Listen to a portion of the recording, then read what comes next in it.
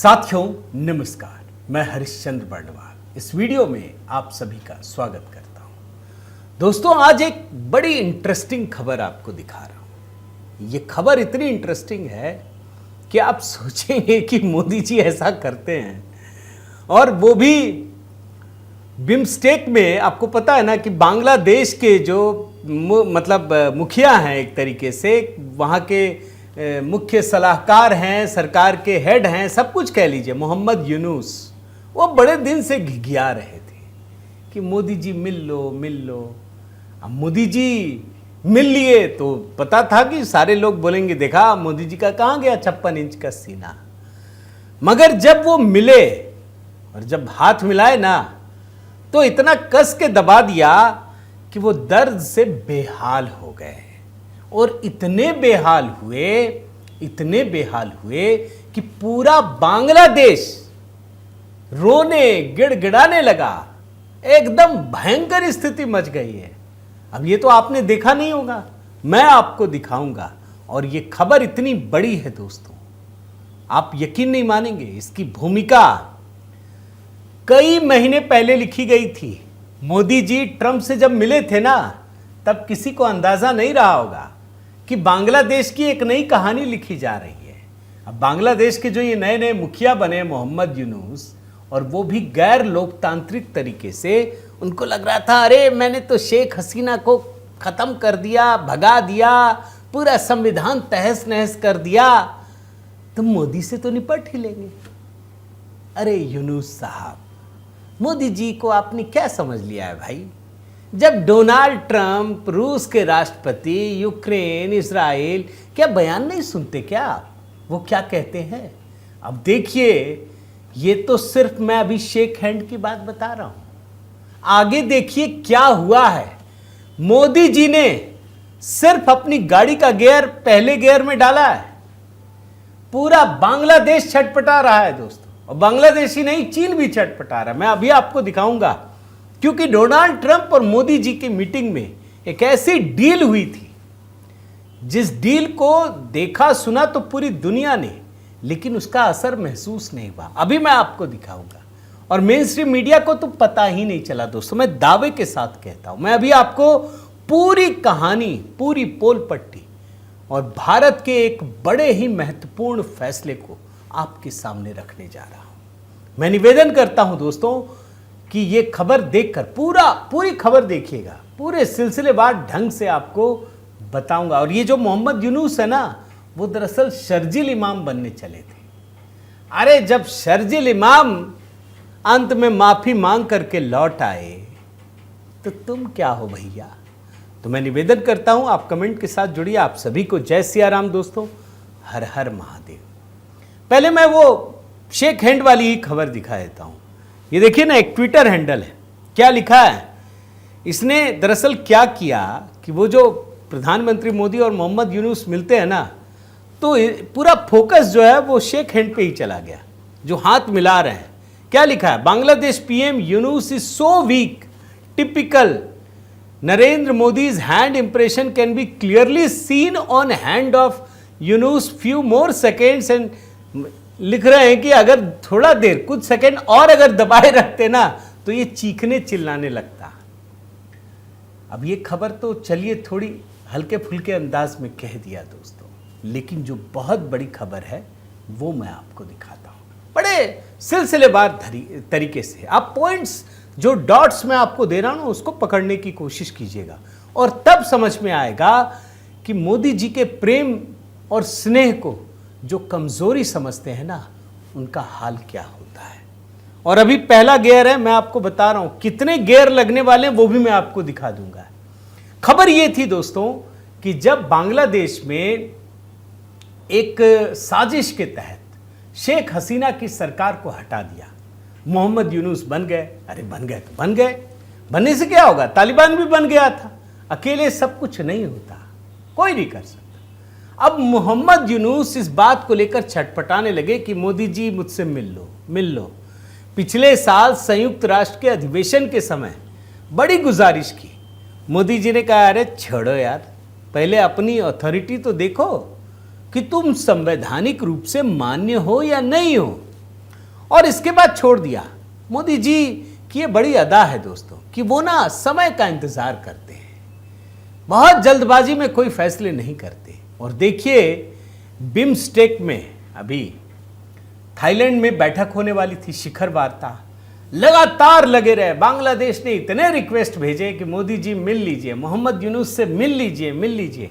आखिर में मोदी जी ने सोचा चलो मिल लेते हैं यार, भाई तालिबान भी अब तो कंट्रोल में आ गया ना। जिसको आप बुरा समझ रहे थे, पाकिस्तान वाले कह रहे थे कि तालिबान आ गया देखिए भारत का बुरा होगा, उल्टा पाकिस्तान का बुरा होने लगा और मोदी जी ने उसको अपने लिए यूज करना शुरू कर दिया। इनको लगा कि ये भी शायद संभल जाए और बाकायदा विदेश मंत्री जयशंकर ने संसदीय समिति को बताया कि ठीक है हम विचार कर रहे हैं। और इसके बाद दोनों की पहली मुलाकात हुई दोस्तों। पहली बार पूरी दुनिया के लिए सुर्खियां थी। आप अल जजीरा का रिपोर्ट दिखा रहा हूं आपको, सबकी नजर थी कि अच्छा मुलाकात तो हुई, वहां शेक हैंड हुआ और वहां की ये हल्के फुल्के अंदाज में मैंने कहा कि उन्होंने कस के दबा दिया, लेकिन कस के असल में क्या दबाया है वो मैं आपको दिखाने के लिए जा रहा हूं। और जैसे ही ये मिले मोदी और यूनुस, आप जानते हैं ना राहुल गांधी सिर्फ बदनाम करने का बहाना ढूंढते हैं। उनको ये भी समझ में नहीं आता कि भैया इंटरनेशनल रिलेशंस में नहीं बोलना चाहिए क्योंकि उसका एक बड़ा गहरा प्रभाव पड़ता है, दुष्परिणाम होता है। भाई वाजपेयी जी कहते थे ना कि आप सब कुछ बदल सकते हैं, पड़ोसी कैसे बदल लेंगे भाई। तो इनको मिलना था, मिले, लेकिन राहुल गांधी कहने लगे देखा कहां गया 56 इंच का सीना, क्यों यूनुस के साथ मिल गए, ये किया। मतलब सिर्फ बदनाम करने के लिए। वहां हिंदुओं पर अत्याचार हुआ, इन्होंने कुछ नहीं कहा, लेकिन मोदी को बदनाम करने का मौका ढूंढ लिया। मैं एक छोटा बयान सुनाता हूं, सुनिए। नरेंद्र मोदी कहां छुप गए हैं? बांग्लादेश का राष्ट्रपति उल्टा बयान देता है और नरेंद्र मोदी जी उसके साथ बैठे हुए हैं, चुप, एक शब्द नहीं निकलता मुंह से। कहां गई 56 इंच की छाती? अब राहुल गांधी ने बोल दिया, अच्छा किया, बोलिए, इससे मोदी जी को नुकसान नहीं होता। आप भारत का नुकसान करना चाहते हैं कर लीजिए। सच्चाई ये थी दोस्तों कि मोदी जी ने यूनुस को सख्त लहजे में ये समझाया कि सुन भाई, वहां जो हिंदुओं के साथ अत्याचार हो रहा है वो नहीं होना चाहिए, जांच कराओ इसकी। वो बोलने लगे नहीं नहीं नहीं, खबर तो सही नहीं है, झूठी है। बोला इसकी जांच होनी चाहिए। अब मजेदार चीज देखिए, ये होने के बाद मोहम्मद यूनुस का एक वीडियो सामने आता है और ये वीडियो अभी का नहीं है, ये वीडियो इस मीटिंग से पहले का है। ये जनाब चीन गए थे 28 मार्च को, वीडियो अभी आया है और इस वीडियो में एक खतरनाक चीज है। चीन के राष्ट्रपति के सामने जानते हैं क्या कह रहे हैं?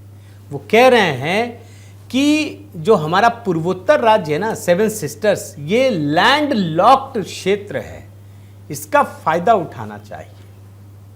मैं आपको पूरा कोट अनकोट में पढ़कर सुनाता हूं। भारत के 7 राज्य, भारत के पूर्वी हिस्से जिन्हें 7 सिस्टर्स कहा जाता है, ये भारत के लैंड लॉक्ड क्षेत्र हैं। लैंड लॉक्ड उसको बोलते हैं जो समुद्र से सीधा जुड़ा नहीं होता है, समुद्र तक उनकी पहुंच का कोई रास्ता नहीं है। इस पूरे क्षेत्र के लिए समंदर के अकेले संरक्षक हम हैं, ये बांग्लादेश का ये फ्रॉड आदमी कह रहा है। इसलिए यह चीनी अर्थव्यवस्था के लिए विस्तार हो सकता है, ये विशाल संभावना के द्वार खोलता है। चीजें बनाएं, उत्पादन करें, चीजें बाजार में ले जाएं, चीजें चीन में लाएं और बाकी दुनिया तक पहुंचाएं। अब देख रहे हैं ना कैसे जो माने संपोला होता है ना, अंदर जो जहर होता है ना वो निकलता है। वो तो मोदी जी ने उसको बोल दिया, वरना ये तो पहले ये जनाब जो मोहम्मद यूनुस हैं, ये 26 मार्च से 29 मार्च तक चीन के दौरे पर थे और बाद में बिम्स्टेक गए।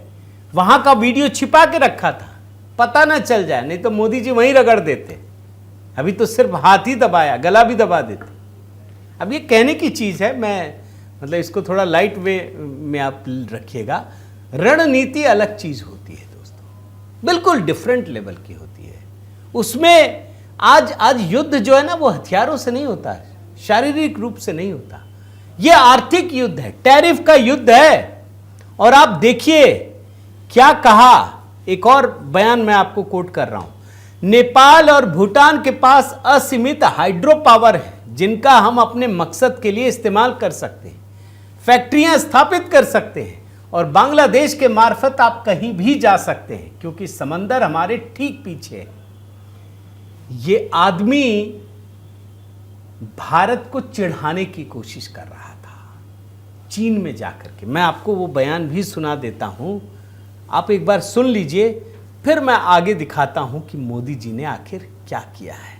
सुनिए। 7 states of India, eastern part of India, called Seven Sisters. They are landlocked country, landlocked region of India. They have no way to reach out to the ocean. We are the only guardian of the ocean for all this region. So this opens up a huge possibility. So this could be an extension of the Chinese economy. Build things, produce things, market things, bring things to China, bring it out to the whole rest of the world. देखा आपने दोस्तों, बड़ा घोर आपत्तिजनक बयान है और मोदी जी के मिलने से पहले ये दिया गया बयान है, बाद में आया है। अब जब भारत ने सुना तो कहा कि जरा हिसाब तो करना पड़ेगा और मोदी जी देर नहीं करते, तुरंत, एकदम तुरंत हिसाब किया। और जो लिखा है ना इसमें, भारत ने बांग्लादेश को दिया बड़ा झटका, ये बहुत छोटा झटका है। क्या है जानते हैं? एक ट्रांसशिपमेंट समझौता है। उसके तहत क्या है दोस्तों कि बांग्लादेश अगर दूसरे देशों को कुछ एक्सपोर्ट करता है, भाई एक्सपोर्ट से ही चल रहा है जो थोड़ा बहुत करता है, उसमें भारत अपनी जमीन का उपयोग करने के लिए बांग्लादेश को सुविधा देता है। और ये मुख्य रूप से 3 देश हैं, भूटान, नेपाल, म्यांमार। इसको एक्सपोर्ट करने के लिए भारत की जमीन पर इंडियन लैंड कस्टम्स स्टेशंस मार्ग के जरिए ये सुविधा देते हैं कि यहां पर इनके कंटेनर, एक्सपोर्ट कार्गो, बंद ट्रक में जो माल है वो आते हैं और इन 3 देशों में जाते हैं। भारत ने कहा कि इसको बंद करो, और बंद करने से सिर्फ एक छोटी सी चीज बता रहा हूं, बांग्लादेश को भारी नुकसान हुआ है और ये तुरंत central board of indirect tax and customs ने बाकायदा एक नोटिफिकेशन जारी किया और ये कहा कि ये 29 जून 2020 का नोटिफिकेशन है जिसमें भारत की जमीन के जरिए तीसरे देश में एक्सपोर्ट की बड़ी विशेष सुविधा दी गई थी बांग्लादेश को। इतनी सुविधा नहीं है उसके पास, सिर्फ एक छोटा सा काम किया, तिलमिला गया बांग्लादेश। अभी देखिएगा उसकी इकोनॉमी पर, इसके ऐसा नहीं कि एकदम से असर दिखेगा, धीरे धीरे दिखेगा। पाकिस्तान को जरा धीरे धीरे सुलगाया गया ना।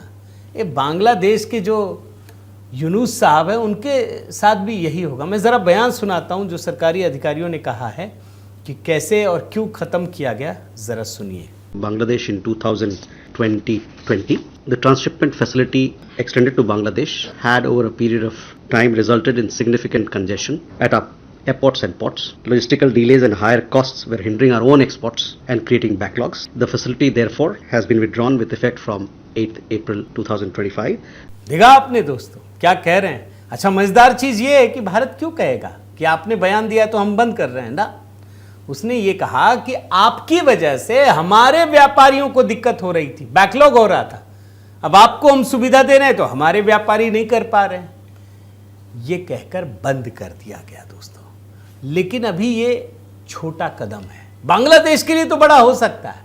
अभी आगे क्या क्या होगा वो मैं आपको बता रहा हूं।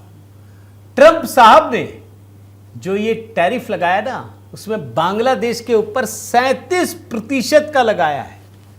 हालांकि ये बच गए जनाब भारत की वजह से, अभी कुछ समय के लिए यहां भी सस्पेंड किया गया है। लेकिन आप भूलिएगा मत, प्रधानमंत्री मोदी जब ट्रंप के पास गए थे, अमेरिका दौरे पर गए थे, तो ट्रंप से सवाल पूछा गया था कि बांग्लादेश पर आप क्या कहेंगे। जानते हैं ट्रंप ने क्या कहा था कि ये तो मैं मोदी जी पर छोड़ता हूं, वो ही करेंगे जो करना है। और आप देखिए ये बांग्लादेश पर दोहरी मार है दोस्तों। ये चीन के साथ उछल रहे हैं ना, चीन पर तो अमेरिका ने जो किया, भारत ने सिर्फ एक छोटा कदम उठाया। और आपको मैं बता रहा हूं कि अभी भारत जो कुछ करने वाला है, थोड़ा सा वॉच करते हुए पूरे बांग्लादेश में हाहाकार बचना तय है। अब जैसे मैं आपको कुछ उदाहरण गिना देता हूं। बांग्लादेश में बिजली की जो पैदावार है ना, प्रोडक्शन है ना, वो इतना नहीं है कि वो अपना कुछ भी कर सके। भयंकर गर्मी पड़ रही है, भारत से मांगना पड़ रहा है। और आपको आश्चर्य होगा कि बांग्लादेश में इस समय जितनी बिजली की खपत है ना, उसमें 17.13%। आप सोचिए कितना बड़ा अमाउंट है, ये भारत से जाता है। क्या होगा? और भारत से मांग रहे हैं कि हमको चाहिए। अगर भारत दे भी देना तो इतनी कैपेसिटी भी नहीं है। तो पहला उदाहरण। दूसरा, इन परिस्थितियों में भी भारत से 16,000 टन चावल बांग्लादेश को जा रहा है, एक्सपोर्ट हो रहा है। बंद कर देंगे क्या होगा? भूखे मरने की नौबत हो जाएगी दोस्तों। मैं आपको ये कह रहा हूं, भूखे मरने की। ये कह रहे हैं कि लैंड लॉक्ड। अरे कौन लैंड लॉक्ड है भैया? जरा तुमको औकात दिखा रहे हैं। और ये जनाब मोहम्मद यूनुस ये कहते हैं चिकन नेक, जो 7 सिस्टर्स, ये तो वही कहा था ना, याद है ना आपको? मैं सिर्फ आपको दिखा दे रहा हूं, याद दिला रहा हूं। शर्जील इमाम जेल में सड़ता रहा बोल करके मोदी सरकार है, और उसके बाद इसको अपनी सारी गलतियां माननी पड़ी। बोला मैं बहक गया था, माफ कर दो जी। तब जा करके उसको जमानत मिली, तब जा करके। और यही काम इस समय मोहम्मद यूनुस ने किया है। ये खेल खेल रहे हैं। और मैं आपको बताऊं दोस्तों, ये खेल ये क्यों बोला, कैसे इनके दिमाग में आया, मैं जरा भारत बांग्लादेश की जो सीमा है ना वो समझाता हूं। भारत और बांग्लादेश की जो अंतर्राष्ट्रीय सीमा है वो लगभग 1596 किलोमीटर है। और ये जो पूर्वोत्तर के हमारे राज्य हैं, असम, अरुणाचल प्रदेश, मणिपुर, मेघालय, नागालैंड, मिजोरम, त्रिपुरा, सिक्किम, 1596 किलोमीटर बांग्लादेश के साथ है। चीन के साथ 1395 किलोमीटर, म्यांमार के साथ 1640 किलोमीटर, भूटान के साथ 455 किलोमीटर, नेपाल के साथ 97 किलोमीटर। लेकिन एक बड़ी बात क्या है कि ये जो हमारा पूर्वोत्तर के राज्य हैं वो बंगाल से या भारत, शेष भारत से जो जुड़ते हैं ना, वो सिर्फ 22 किलोमीटर का एरिया है। उसी को ये चिकन नेक कहते हैं, चिकन नेक कॉरिडोर। और कहते हैं कि इसको काट देंगे तो भारत परेशान हो जाएगा, तबाह हो जाएगा। लेकिन ना तो बांग्लादेश को समझ है और ना बांग्लादेश में बैठे हुए सत्ता में ये चिरकुट नेताओं को समझ है। मैं आपको जरा उसका भी गणित बताता हूं। ये जिसको चिकन नेक कहते हैं वो कितना मजबूत है। भारत की सबसे बड़ी जो फौज की शक्ति है ना, उसमें से एक शक्ति इसी चिकन नेक में है। जो सिलीगुड़ी कॉरिडोर है, ये भारत के सबसे मजबूत सैन्य प्रतिष्ठानों में है दोस्तों। और मैं आपको इससे पढ़ता हूं, the Trishakti corps headquartered at Sukna near the corridor. और ये पूरे एरिया की सुरक्षा में बहुत बड़ी भूमिका निभाता है। यहाँ state of the art weaponry है। और इतना ही नहीं, ये जो राफेल आप जानते हैं ना, वो यहाँ पर लगाया गया है। इसको ब्रह्मोस मिसाइल और जितने भी डिफेंस के एडवांस्ड मिसाइल हैं वो सब के सब लगाए गए हैं। और मैं तो यही कहूँगा, मोहम्मद यूनुस ने प्रधानमंत्री मोदी को छेड़कर बहुत बड़ी गलती की है। अभी तो शेख हसीना ने कहा है कि भैया तुम गलत फहमी में मत रहना कि तुम अब भी प्रधानमंत्री हो, प्रधानमंत्री तो मैं ही हूं। और आप देखिएगा दोस्तों, ये जो मोहम्मद यूनुस ने प्रधानमंत्री मोदी के साथ एक खतरनाक खेल शुरू किया है ना, उसका अंजाम क्या होगा।